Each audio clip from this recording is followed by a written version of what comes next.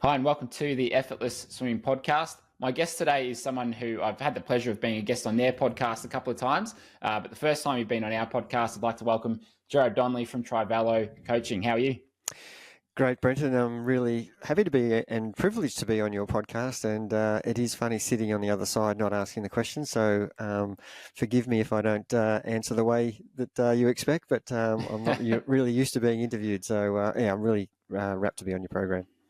Well, we've known each other for a couple of years, and you and your son Jordan, who run Trivelo, have both been to clinics. But I've been lucky enough to have a lot of your athletes that you coach through Trivelo come to the clinics and work with them and help them improve their stroke, which we'll talk a little bit about later in the podcast.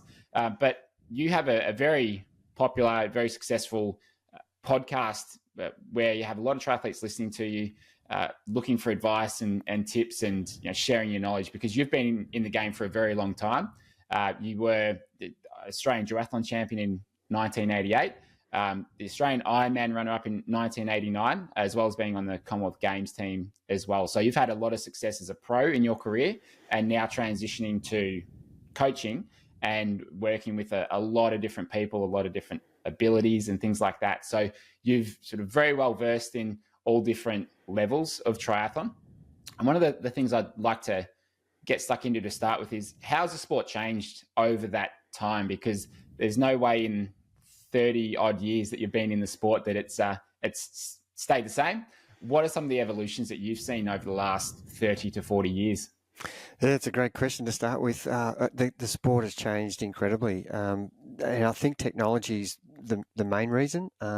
Knowledge, people's ability to understand a bit more about training and racing through technological advances of heart rate meters, power meters, bike computers, indoor trainers, medical testing with VO2 testing and seeing where your numbers are actually at for your ability and being able to train to those numbers. Bike technology, you would laugh at the bikes we rode back in the 80s compared to what we're riding now. They're just incredibly different. Shoe technology, skill and stroke analysis of swimming has really gone way ahead of, and you're a great example of that. So I think in every facet of triathlon, it is just not recognisable. And I look at some of the great athletes of the 80s and 90s when I competed, and they would do very well these days if they had the same technological advances, because they were still performing some outstanding times in the run, for example. The running time really hasn't come down a great deal, although it has in the last 2 or 3 years, which is amazing. But before that, the guys in the 80s were running similar times to what they were running in the 2010, 2015 period. But the bike is where the biggest change, and the faster speeds have evolved from, because the time trial bike is just such a game changer. And it also allows you to get off the bike and run better, because you're not as fatigued from riding a road bike with clip-on bars as we did in the 80s. So it's come a long way. It's unrecognisable in my opinion, and the times are reflecting that. A time that I competed in when I won the Australian Ironman would rarely win my age group, let alone win the race outright. So, and I put that down to, so many advances in so many different areas, and the bike is probably the biggest thing. I think the bike I rode was a road bike, that steel frame, probably weighed twice as much as what the bike I ride now, and I think I could ride the same speed now as a 64-year-old as I could as a pro when I was 30, because of the bike. And that's a big statement, I know, but to be able to, I think I rode 4 hours 40 or something, 4 hours 50 at my best in Kona on a road bike, but I could ride probably that time now on a time trial bike. And it's not because I'm a better athlete, it's because I've got a better piece of equipment underneath me. It reminds me so much of competitive pool swimming with the blocks that you've got now. There, you've got the kick step. They used to just dive off the end of the pool a while ago.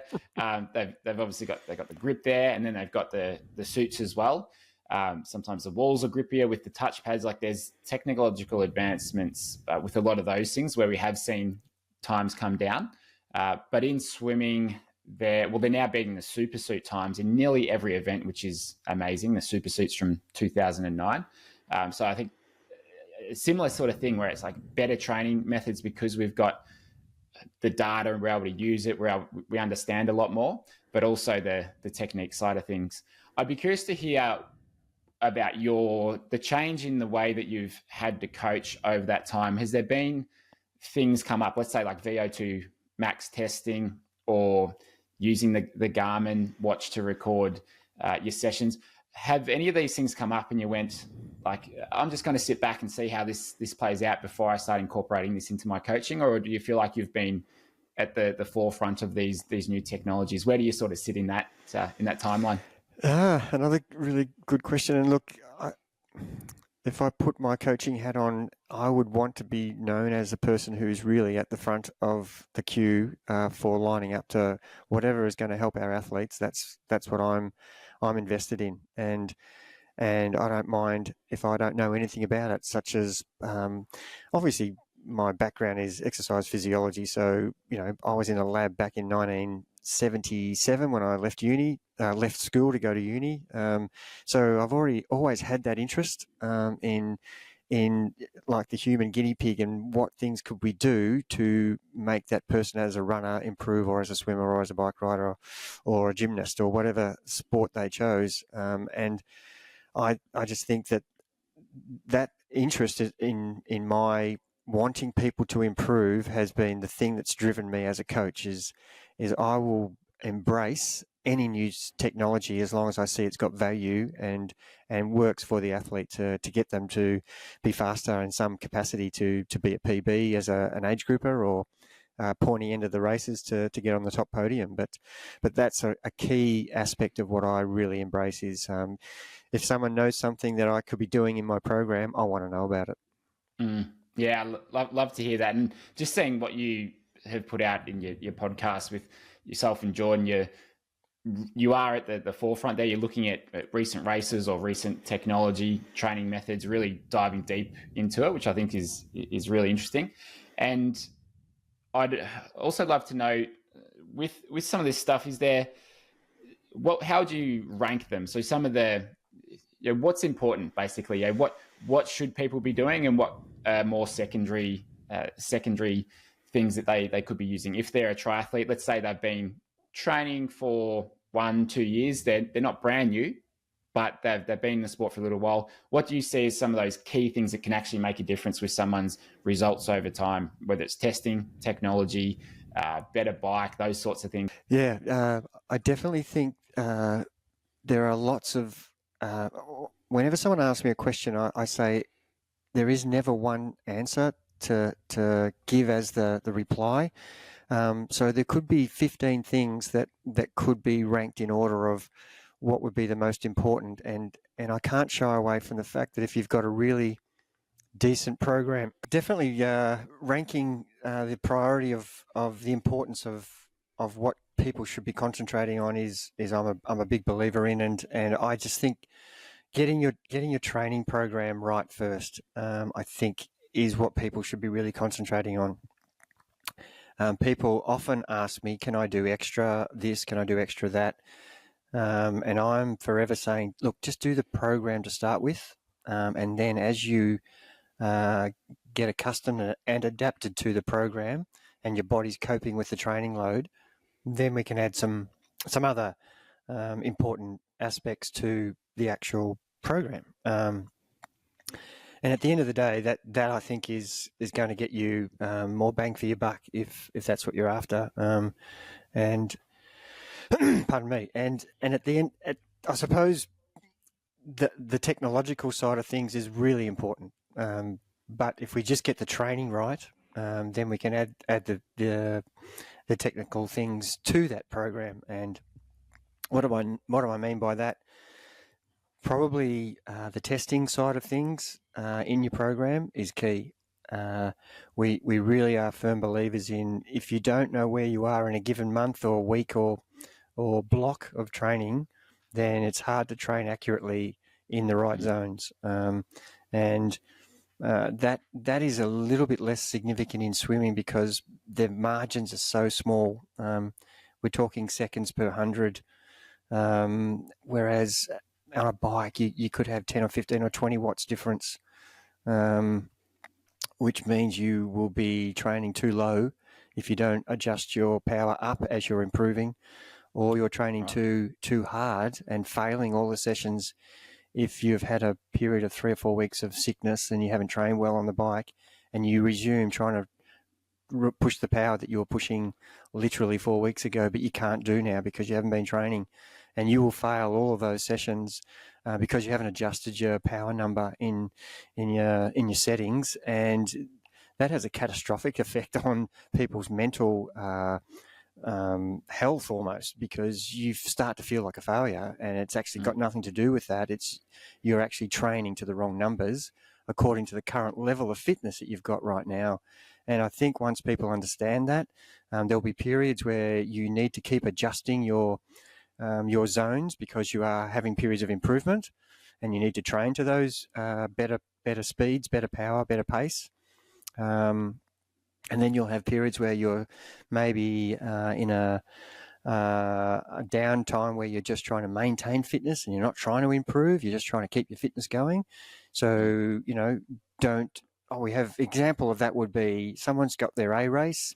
So they went to the Australian 70.3 titles, and they had a 4-week period afterwards where they wanted to recover and reset for the next A race. They would go into that A race with the peak pace on the pool, power on the bike, and running pace as a runner.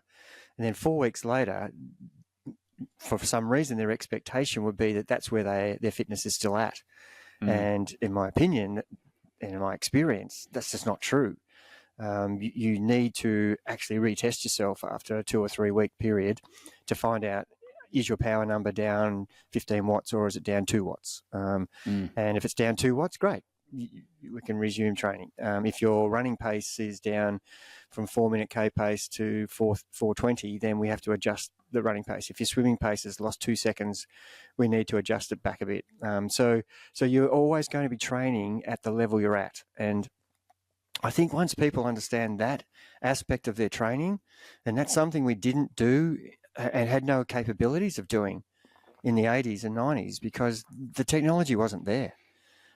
So we're at such a great advantage now, not only understanding how to train better, but to actually test ourselves over periods, whereas we used to use racing as our testing to say, I ran the half marathon in 1:11 or 1:30 or 2 hours, and next race I did it in 2 minutes slower or 2 minutes faster. Then I get perspective.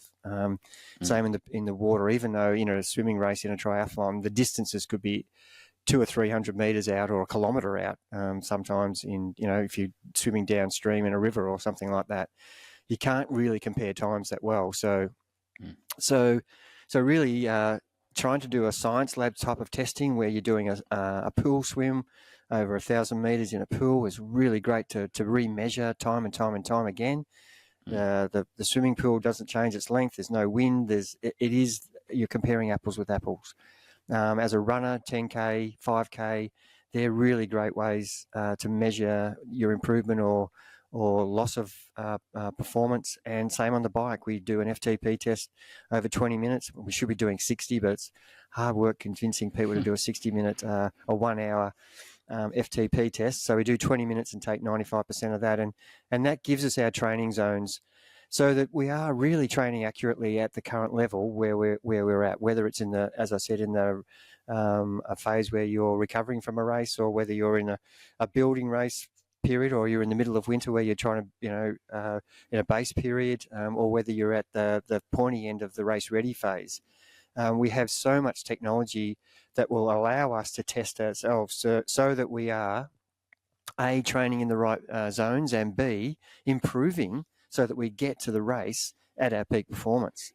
And they're the things that I think are the most important things that if people get right, they will continually put layer and layer upon layer of fitness to get themselves to continually improve. And whether that's a really sharp curve or whether it's a long, slow, drawn out one is dependent on how consistent you are.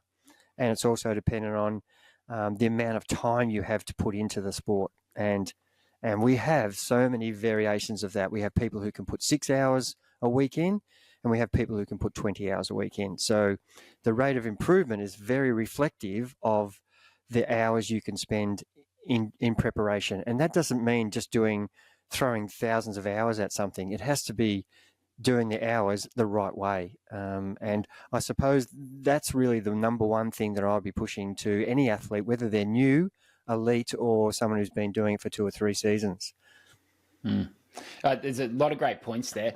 The first one being, it's hard to steer a parked car. If you're not doing the training, well, there's nothing that we should really add in. It's like, all right, let's just see how you're going when you're doing the training. Okay, let's get that sorted first, get the foundation there. Then we can look to add or remove things. So you've got to be going, first of all. The other point that you made there is you've got to know where you're at and you've got to know where you want to get to.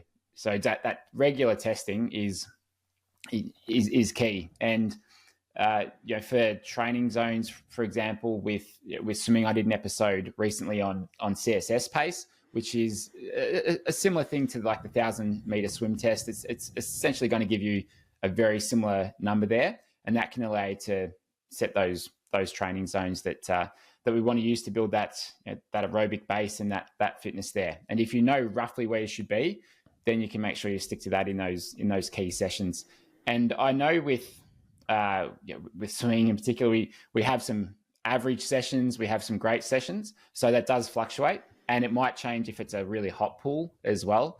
I was training in an indoor 25 the other day when I'd normally be in an outdoor 50, which is same temperature, clean air, and I go to this indoor 25 and my pace was it's probably 4 seconds slower per 100 in a short course pool compared to a long course, because it was just so hot and I just couldn't push above about 75%. So you've sometimes got the variables there with pool temp and air quality and that sort of thing, and you've got how you're feeling that day. But we just need to get those numbers though to be able to use them.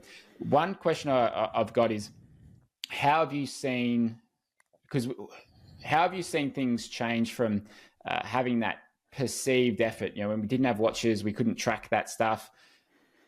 There's a lot more perceived effort, how you're feeling and being in tune with that. Do you think that that's gone away with now people are just so involved with the technology, or do you try and encourage them to find the happy balance between the two?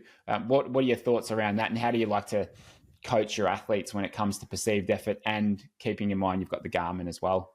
I love that question, because it's one of the things that we're really adamant in trying to get across in our podcast is we are very driven by data. There is, we are known as people who are just, entrenched in understanding the data. But the thing that people forget is we are also trying to get the athlete to understand what the data feels like, so that if for some reason your swimming watch isn't working and you're using form goggles or whatever, you've got some data coming into your eye. On your bike, you've got your power meter and your heart rate and your cadence and your average speed.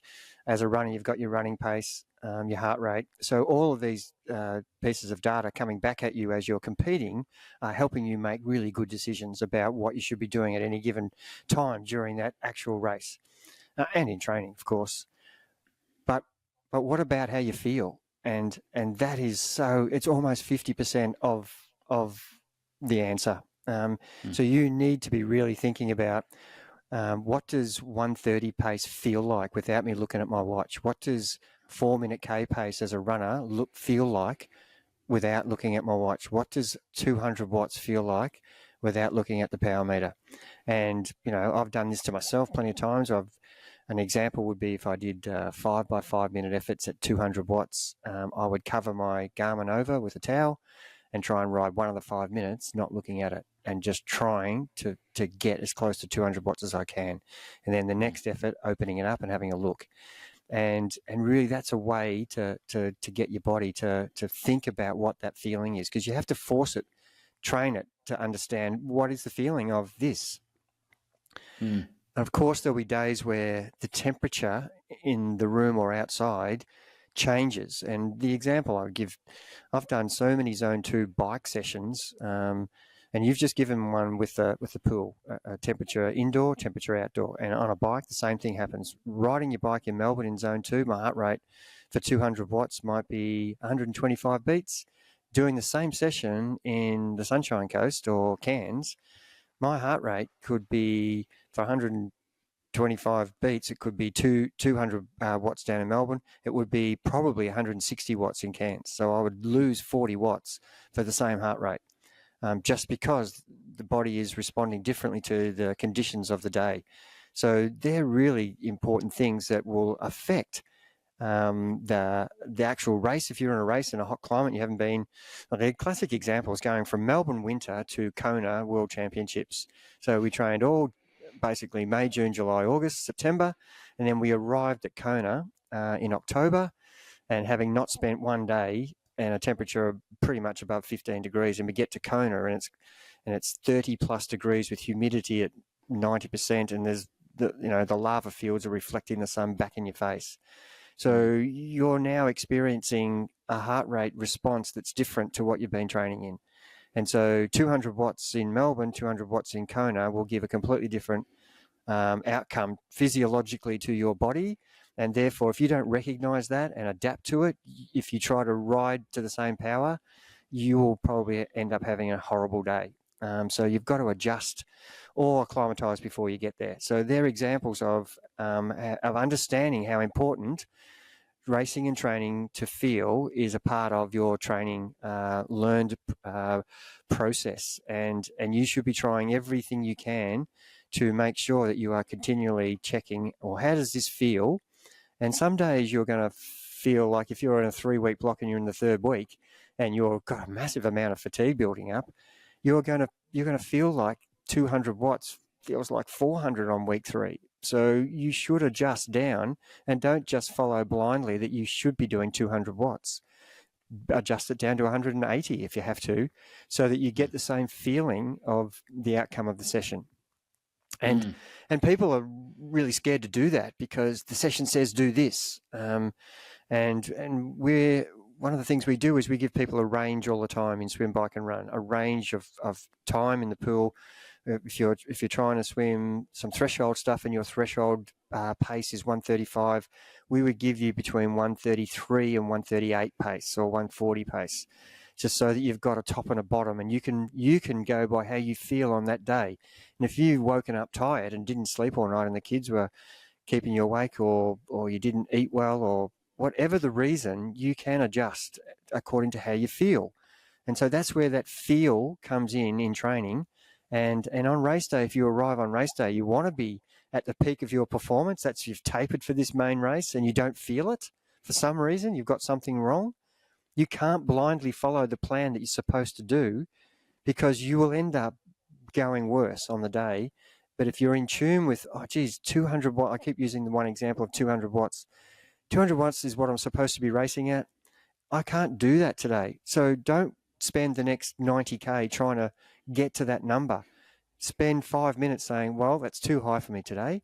I need to reassess, and I need to actually drop my power by 5 or 10 watts and see how I go with that. And keep reassessing how I feel throughout that experience. And you will still get some good training and racing results, because you're in tune with how your body's coping with the task that you're setting it.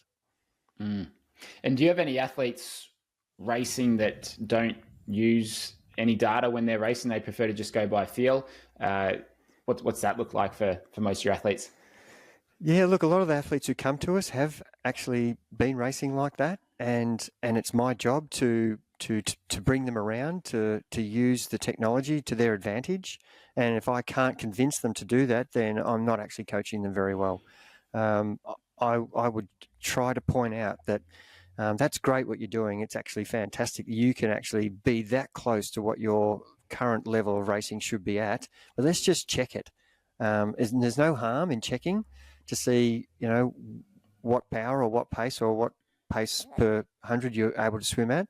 Let's just check to see, because I would hazard a guess, and I've actually done this many times, where I've said to people, and Jordan's done this in many of his sessions where we've experimented on just making him try to do 2-minute hill repeats where he's not allowed to look at his watch, and he's tried to run at a pace like 3:10 pace up the hill and then do that for the whole session. And he's felt like he's done every session, every effort the same. And when he's gone and downloaded the session, it's gone 3:10 pace, 3:11, 3:15, 3:17, 3:20, because he felt like he was pushing as hard as he could. But had he been able to check after the end of that one effort, he would know that, well, my pace is dropping. I need to actually reassess and try and put more into it, even though it feels like I'm giving the same effort as the first effort. But of course, you're fresh on your first effort, and you're not as fresh as you are on the sixth effort as you are on the first effort. So that's where the perceived exertion formula has some flaws, because you feel like you're putting the same effort in. And the power meter on the bike is great for showing that. You're busting your guts for 5 minutes times 5 efforts. And you could look back at your data if you just used perceived effort, and the power numbers would be just dropping the whole way. But every time you keep glancing down, you see that it's dropping, and you put more effort in, and you feel like, boy, this is getting harder. But that's what the power meter is telling me, that I'm dropping. So they're the things that the technology can really help us with. And once athletes hear that and see it in their own experience, when we show them a session where they've actually faded and they think they didn't fade, because of the perceived exertion experience was, I did my best over the 5 efforts that you're asking me to, and I'll show them, well, you faded. And that's kind of a aha moment of, well, I thought I knew what I was doing, but the technology is actually proving that I'm a little bit off. So we do have that experience. Yes, definitely. When I did a half Ironman, when I spoke to friends, they said in the run, you'll probably feel like you're going really easy, but you'll be going way too fast. So just be mindful of that. And I remember coming off the bike, legs are feeling good. I'm like, oh, this is really easy. And I look and the first K comes up on the watch, and I can't remember exactly what time. It was either 3:30 or 4-minute pace, and I was trying to run either 4 or 4:30 pace. I can't remember exactly, but 30 seconds faster than what it should have been. And I was just like, oh my God, I'm glad I looked at my watch here, because I just pushed way too hard, and I couldn't have kept that up if I'd just gone by feel. So it's great to be able to marry the two together. It's just such an advantage. It makes a lot of sense. And the other thing I really like with using data too, especially in swimming, is using the form goggles to be able to make a change to your stroke and see if that's made a difference to your times. An example of that was I did a set on Friday last week. It was 2050s on the minute, and it was best average. It was kind of as fast as I could hold across all 20, because I didn't have long, and I thought I just want to get a good session in, but I've only got 25 minutes. So it was warm up and then 2050s on the minute.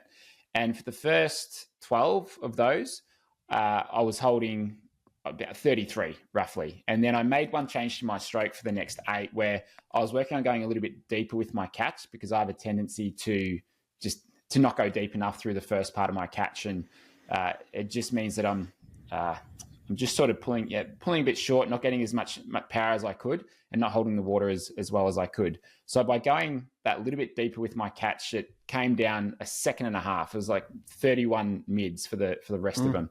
And that was a massive change over the course of just a 50 for me. And so I was like, okay, this is really good. I'll keep working on it. And to have that immediate feedback when the number pops up in your eyes, it's like, wow, okay, this is so tangible, and it's a direct cause of the change that I've made. So that's one of the real benefits I think you've got with the form goggles. When you're working by yourself, you haven't got a coach on deck giving you times and giving you splits. So you can use that to your advantage as well. And I mean, you can use it too if you're just looking at it on your watch. It's not quite as accurate sometimes, because you're having to stop the watch and all that sort of stuff. But you can use that for feedback. Have you experienced that sort of thing with either yourself or with your athletes, where you can make a change and see the result there? Oh, absolutely, mate. And the swimming example is a great one. And I'm forever trying to do that. Having grown up as a squad swimmer, as a 5-year-old, 6-year-old, you know, in the local country club down in Warragul, just up the road from where you grew up. And you know, certainly I had some sort of technique that I had in those days, and I don't even know how it evolved. But now, as a swimmer, you know, 60 years later, I have felt like I don't have a stroke that's resembling what I used to do. And so I'm forever looking at my form goggles, even in the middle of a swim where in an actual, so I'm doing 4 100s, I'm absolutely trying to adjust my stroke to see whether I can do something better in that 100. So I'm absolutely looking at that the whole time. And on the bike, I'm forever telling people they're just so determined to push the power. And when that happens, they forget about pedaling in 360-degree circles. They just push down harder. So we've got 3 muscle groups. We've got the glutes, the hamstrings, and the quads. They're the major muscle groups that drive the pedals. And if you're just pushing down for that half a stroke instead of actually engaging your glutes and your hamstrings for the up pull, instantly the power goes from what it was, 5 or 6 watts within 2 pedal strokes. The power goes up. And they're great examples of minor adjustments. And I'm forever telling people, if I'm actually watching them on a hill climb, or I'm saying, oh, you know, don't forget to engage your glutes, you know, pull up on the stroke. And you're assisting your push down by pulling up. So you're recruiting all the 3 major muscle groups to help you improve your power number, which is going to make you ride faster. And that's a classic example. As a runner, you would, you know, people, I know Tom runs with a very upright action, and we know from biomechanics that if you actually lean forward slightly, you're going to land your foot underneath the view from, if you look down and run a string line from your forehead to the ground, that's where your foot should strike the ground. And the further back you lean, your foot's going to be, you know, half a foot in front of your eye. And so therefore you're braking every time you land with your foot and putting more force through your body. And a little tip of just lean forward a little bit more is going to actually accelerate the pace and make the running action easier and less load on your body. So they're things that you should be thinking about as you are competing as a swimmer and as a bike rider and as a runner, when it counts the most in a race. And I'm always asking people, what are they thinking about when they're racing? And when I ask them that, they're just drifting along, and not until they come to a corner they have to actually concentrate again. And I'm in my chats to my athletes before a race, I will talk to them about what should you be doing in the swim, what key things should you be concentrating on when you get in the water. And I ask that question to them, and some people are great. They fire back at me with, yep, I've got to actually try and get some feet. I should be looking for the marker buoys, and I should be really concentrating on my technique. And I'm going, brilliant. That's fantastic. That's exactly what should be happening. And if you're not thinking about that over and over and repeating that, then you will have periods of drift where it's not a pun intended there, but you will drift off to sleep almost if you're not concentrating on what you should be doing. And your times will drop off if you're, on the bike. The classic example is, what power am I pushing? What cadence am I on? What's my heart rate? What's my average speed? And you should be asking those questions every 4 or 5 minutes. How's my power? Am I on a hilly section of the course? Is it a headwind? Is it a tailwind? And you're making these micro adjustments as you ride that ride. If it's a 90K or a 40K or 180K, you should be doing that the whole time. And the same with the run. You should actually be asking yourself, what pace am I running? How does it feel? What's my heart rate doing? Am I coping with this pace? Do I need to slow down? Can I start to speed up? And by the end of that event, after you've concentrated on the swim, the bike, and the run, for those things that I just mentioned, you should be extremely tired mentally, as you are going to be tired very physically, of course, but your mental fatigue should be right up there, because you've concentrated on not letting things just drift along. And those micro adjustments, you can make so much advantage into your overall result. I just think that's an area where people aren't really utilizing enough. And if I was going to give some advice on how to improve your racing strategies, and if people looked at the example of the Tour de France recently, and if you haven't seen the time trial where Vingegaard beat Pogačar by the biggest margin for two guys who are both very close in ability, and he was doing a lot of the little things well, such as cornering well, and people say, well, so what? You know, you're cornering better than someone else. How much advantage is that going to give you? But if you get around 10 or 20 corners 1 second faster, that's 10 or 20 seconds ahead of your opposition. And sometimes in time trialing, that's the difference between winning and losing.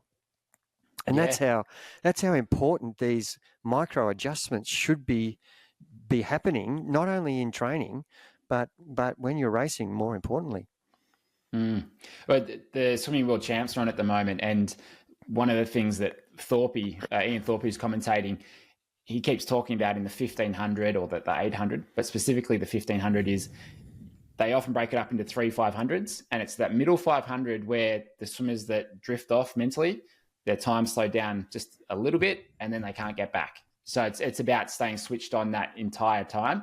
And in the course of a 15-minute race, it's a 5-minute window there where that's where people tend to lose it. So it happens there, and it reminds me of this one race I had. So there's a swim called the Lawn Peter Pub, which is the biggest open water swim here in Victoria or near Melbourne. And I did it this one year where I drifted off mentally for about 10 seconds. I just wasn't paying attention. I don't know what I was thinking about, but mentally I just lost it for 10 seconds. And in that 10 seconds, I ended up drifting left, and the currents is sort of pushing you left in towards the rocks and the buoys there. And that's all it took was 10 seconds of not concentrating, where I lost the pack. I was too far in, and you can't really sort of swim wider and get back with the pack because the current's sort of pushing you into the left. And that was it. That was the end of my race, where it's just like, all right, I've just got to sort of stay on the right side of the buoys, because on the left of that is the rocks, and I just can't make the pack anymore. And my race was done, because it's a short race. It's over in about 12 minutes. But it can happen so quickly in that situation. And then with an Ironman, you've got all these little opportunities to be able to just switch back on and be aware of it. And it's a lot of concentration. It might be 10 hours, 15 hours of concentrating. But all those little micro decisions to be aware of what's happening could make you several minutes and perhaps an hour faster. It can really make a difference over the course of a race that's that long. I couldn't agree more. And there are examples of people who really are in tune with what's happening around them. And I've seen examples of passing people who are in a zone of almost a zombie-like zone, where they're if they're swimming, they're just got their head down, they're just rolling their arms over. If they're riding, they're not even, you could say something to them and they would almost like you've woken them up out of a sleep. And that's a state you don't want to get into. And it happens a lot more on the run in the Ironman, as an example, because people are just, they are past concentrating and wanting, all they're thinking about is the next step. And it's a long walk when you're like that. And had you concentrated a bit more and not maybe pushed yourself so hard too earlier in the race, you may not be in this position. So not only is it going to help you improve your time, it's actually going to help you from stopping from, executing your plan poorly and going too hard too soon. I want to shift to swimming technique, and as we mentioned at the start of the podcast, I've had a lot of your athletes come to our clinics, which has been fantastic, and enjoyed working with them and working with a few athletes on a fairly regular basis who have seen great improvements with their swimming. I'd love to get your perspective on that, and what you see would be the key things that someone could do to take 5, 10, 20 seconds off their swimming pace for a triathlon. What are some of those key habits that they've gotten into? What are some of the things that you've noticed with those athletes who have improved? Because I sort of get to see it on the technical side, where I'll video them and I'll analyze them and that sort of thing. But from your perspective, where like you're setting the programs, I think at the start of your sessions, you might say like do 400 meters of like effortless swimming drills or Brenton drills. I'd love to get your perspective on that, because Yeah, what do you see as being the consistencies among those that are getting those improvements? I definitely think for swimming, the two areas that the triathletes need the most help in, and that's just not triathletes, I suppose in general swimmers, if you can get your fitness to a point, that's your number one goal. Bring your fitness up so that you can actually hold the technique that the effortless swimming course is asking you to hold. And if you don't have fitness, everybody knows when they jump in the pool, their first 25 or 50 meters, without even trying, is their fastest, because you're holding really good form because you've got no fatigue. And so we really want to get our athletes fit first.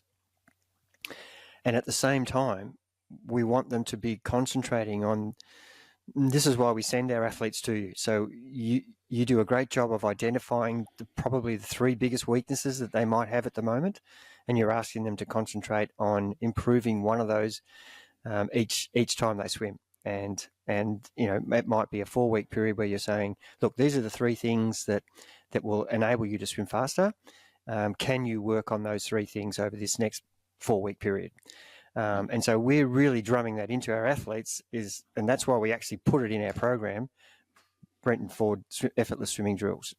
Do your research, check the actual drill that you've made a video of the night before you swim, understand exactly how that drill is done, and execute that drill in that section of your swimming program so that you can actually concentrate on that. And then when you're doing your swim session after that, you can think about one of those things and try to concentrate on that. But the rest of the session is really thinking about you really working hard on your fitness. So the two things go together, in my opinion, and I'd love to hear your expert advice on this as well. But I definitely think, from my example, where I've got no swimming fitness whatsoever, because I'm only swimming once a week, and at times there might be 4 or 5 weeks where I'm not swimming at all.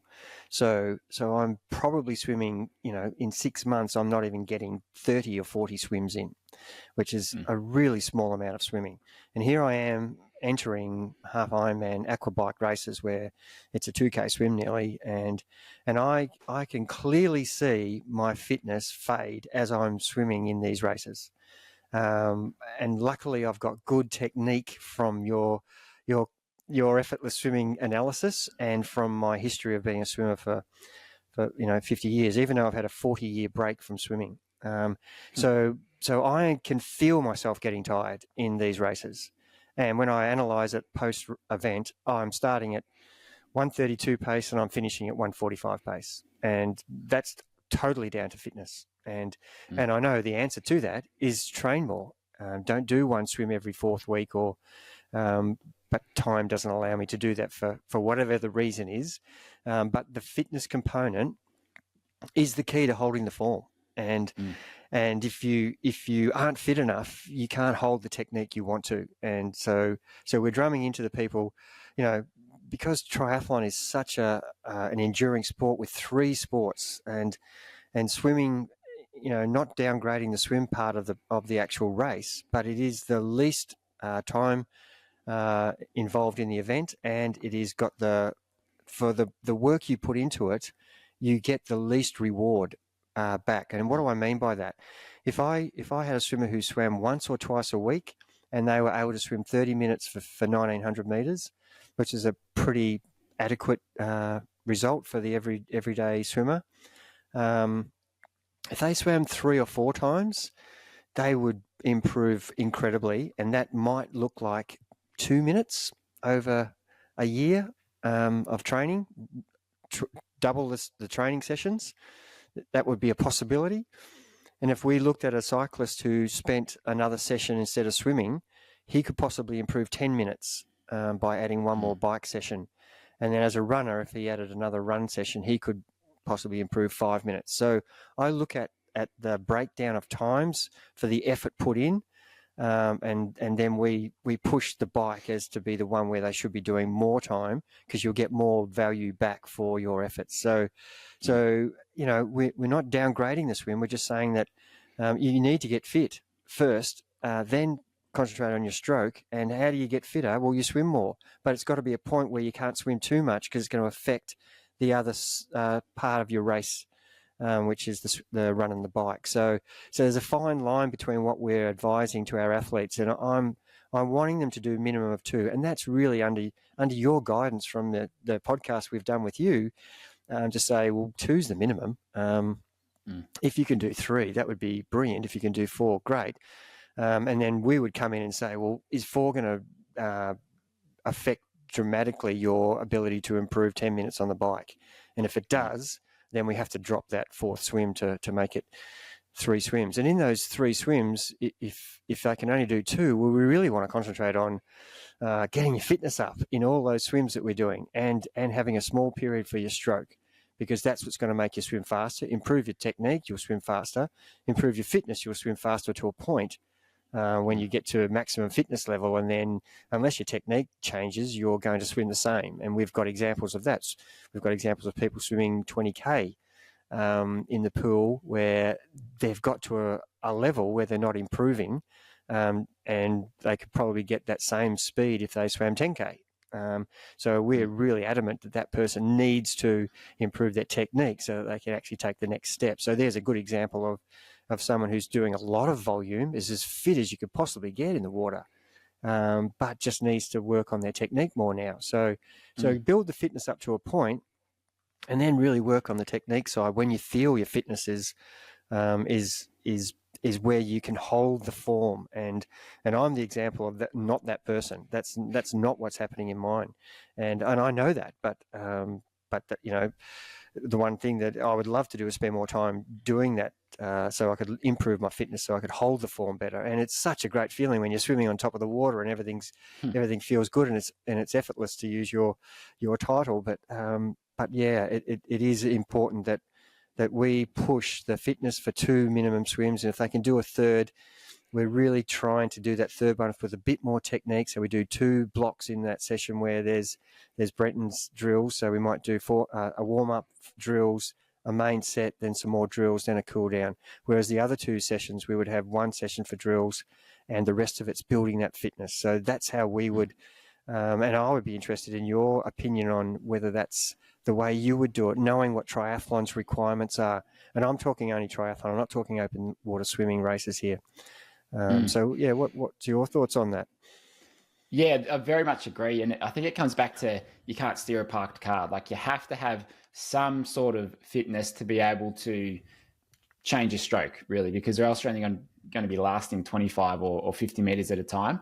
So you want to get that fitness first of all. And sometimes I find people are afraid to train the wrong habits, but it's like, you're so early in your swimming journey that just get that fitness up, get that blood flow to your upper body, to your arms, build those swimming muscles, because they're very different than any other muscles that you're probably using. So you've just got to get moving first of all, and then we'll start to tweak and adjust your stroke as you go. And I also find people are sometimes afraid to go too fast in swimming. So when they're heavily focused on their technique, they're just thinking, I just want to have long and beautiful strokes, and I'm just going to swim at 40% effort, just very slow and very perfect. And then over time, I'll build up from there. But yeah, I think you're missing a big part of it. You don't need to go at 90% for your whole session, and nor should you. But just it's okay to swim that little bit quicker. Maybe do some sprints as well. Maybe some 25s and 50s. Fire things up a little bit, and you'll feel what's slowing you down when you're going at a fast 25 pace. You'll feel what's happening. Those faults in your stroke will be exacerbated at the speed. And so, we don't want to just do everything slow and perfect. We need to change the pace. Need to not be afraid to go at slightly faster efforts. And you generally I find you sort of develop your technique a little bit faster. Your fitness is going to increase a lot quicker as well when you do that. So, we don't want to hold back too much. A story comes to mind of a guy we just had on the podcast recently. His name's Josh, and he was quite new to swimming. So he originally had a lot of time in his hands, and he had a pool close to him. So he was doing, in the early days, once he sort of got his fitness up there, he was doing 4 or 5 sessions a week, but they were only 20 or 30 minutes. It's because he had a pool at his apartment complex. So it was really easy. And he just worked on his stroke, built up his fitness that way. And then as he got better and more proficient in the water, he got a better feel for the water. He's now dialed back his swimming to be able to focus on his bike and his run. And so now I think he might be doing 2 sessions a week, maybe 3, but he's able to swim at a really good pace now that he's got his swimming to a certain point. But yeah, if he just kept swimming 5 times a week and not focusing on the bike and the run, he's missing out on the biggest portion of where that extra speed could come from in his races. So you've got to be smart about how often you're swimming. And I know we spoke about this on your podcast recently, where when I was training for Ironman, I was swimming 4 to 5 times a week because I enjoyed it and I loved it. And I was doing maybe 3 bikes a week, and it just was not enough. I could have found, I'd say, an extra half an hour in my bike had I just done 2 swims and 5 bike sessions, or just really ramped up the biking. Yep. And I sort of knew it at the time, but I enjoyed swimming, so that's what it was. That's a great story, and it reminds me of the question that I actually would love your answer on. And when you can only do 2 swims and you're training for either 70.3 or Ironman as a 1900 meter or a 3.8K, 100 meter, sorry, not K, 3.8K event, would you be doing those if you were only doing 2 swims? Would your goal to be staying in the water longer, even though you may not be swimming? Say you're doing your main set, and I asked this question because we use this philosophy in our bike and running. The main set, we don't adjust at all on the bike. So if someone wants to do extra work on the bike and they've got, say the session's an hour 10 and they've got an hour 50, I would say to them, yeah, go for it. You can do whatever you like in the warm up and the cool down, but don't extend the main set, because the main set is the hard section of the session. And that will give you your zone 2 aerobic fitness component, and that will give you a head start on everybody else. Would you be doing the same thing in the water in those 2 sessions a week? If I've set down a 30 to 40 minute swim and you've got time to do 50 to 60 minutes or an hour 10, would be that something that's going to help them? Even though they're only swimming twice a week, do you think that would be a better than swimming 4 times 30 minutes a week as compared to 2 times an hour? What's your thoughts on that? Yeah, good. I think it depends on the person. So the frequency certainly helps, but you've got the time that it takes to get to the pool, to get changed. Like it adds a lot of extra time. So if you're doing 2 1-hour sessions a week, and time-wise, that's going to be a better thing for you to do, I'd probably go with that. And it depends on the session. So I like to certainly want like a pretty reasonable workout that's like a threshold session, a key main set there that, I don't know, let's say it's 2 kilometers or 2.5K, whatever it might be for that main set. And you've probably only got a certain amount of quality in you for that session as well. And I think personally with some of the threshold sessions that we do, it's like, if this was longer, I wouldn't be hitting my times. I wouldn't be hitting my paces. Like I've kind of just got that limit of what I can do. Where I think you can do the longer sessions is if it's more like that pure aerobic, that sort of zone 2 stuff, where you can stretch it out a little bit. You're not going as hard and you're just building up that swim fitness and strength. I think that you can push a bit longer. But if you've got, say, a 30 or 40 minute main set, and you've got additional time at the start or at the end, I'd probably, just a bit, like you could do perhaps a bit more technique focused swimming, where it might be, say, add 20 50s onto the back of it, where it might just be 15 seconds rest and you're just looking to swim strong. So you're looking to hold good technique, swim strong, and maybe just hit a certain stroke count for each 50 that you're doing. So still technically focused, and you've got to switch on, but it's not physically, it's not hard. It's just mentally you got to switch on and hold good form, and just do that by hitting the same amount of stroke count, or you could do some breath control as well, or maybe some more skills. Maybe doing a bit of kicking or a bit of pull. So I think that's how I'd probably look to add additional stuff on that's still beneficial for you, rather than spreading it out across 4 30-minute swims a week. Awesome. And so, just to wrap things up, because we've been running for an hour here, we can chat all day. And I know with the knowledge that you've got in triathlon and doing the amount of podcasts that you guys have done, you've had a lot of different guests, talked about a lot of different topics. So we could draw from that well for a very long time. But just to wrap things up, what advice would you have for someone who's training for half or full distance Ironman? They want to improve their times overall. What are some of the key things that you've seen with all the athletes that you've coached? What are some of those key habits or things that you've noticed from a coaching perspective on what can help those athletes going forwards? Yeah, good way to finish. Preparation, I think, is a really undervalued aspect of any athlete's toolbox, I think. And, you want to fill your toolbox up with as many tools as you can. And preparation is one of those things. And whether that's knowing the course, so you're going to your local half Ironman and you haven't seen the swim course. You don't know that it's 2 laps. You don't know that it's 1 lap. You don't know that it goes left or right. Preparation about understanding the course, the tides, preparation in practicing open water swimming, preparation in swimming in with other people around you.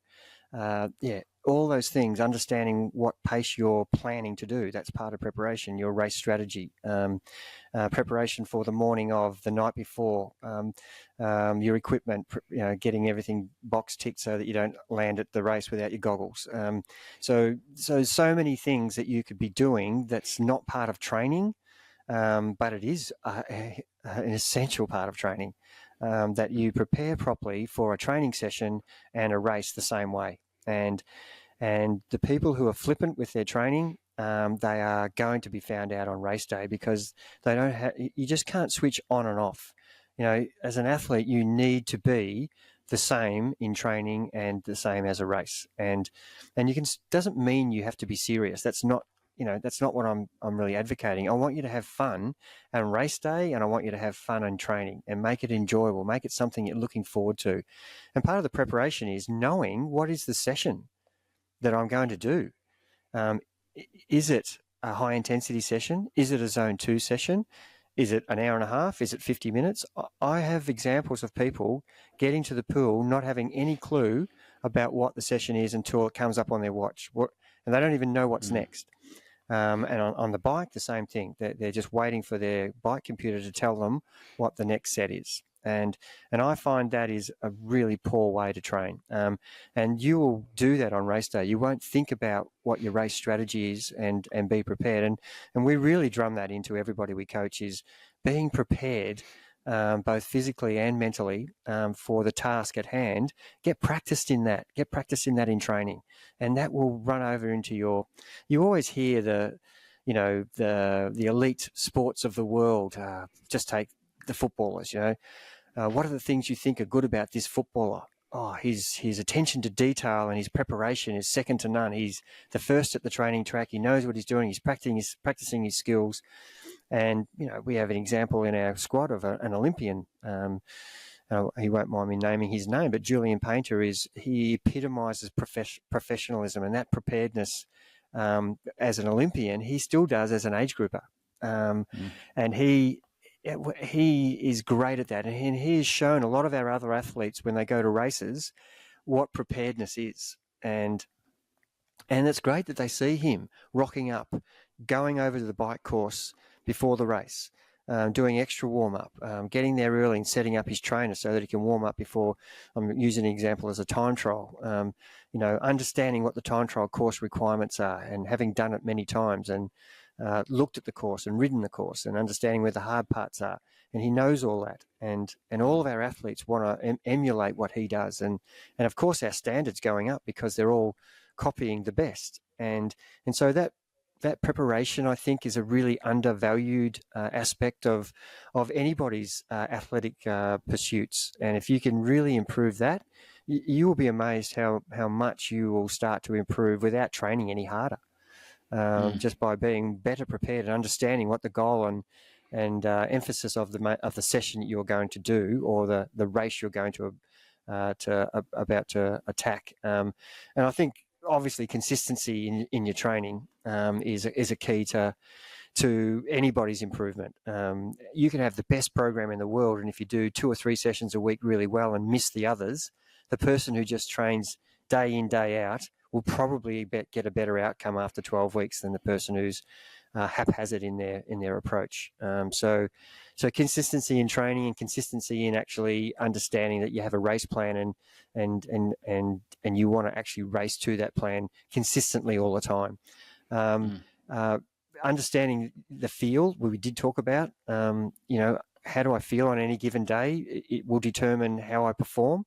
So getting in tune with your body, I think that would be a third thing that I would definitely be pushing people to think more about. That is undersold and undervalued. I think the recommended perceived exertion, RPE, is something we only ever had in the olden days, and I think that's something that should still be a part of your program, racing and training. And of course, the key and the one that we talked about already is you need to do the work.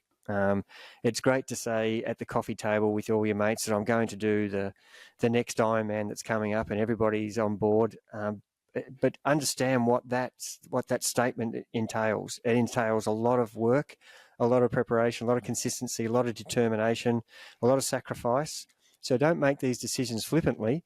If you want to do well, you need to be able to understand that it takes effort and organisation to get to these Ironman races. You and I talked a bit about off air about the cost involved to go and do one of these big races is the entry fee, the airfare, the accommodation, the training, the equipment purchases.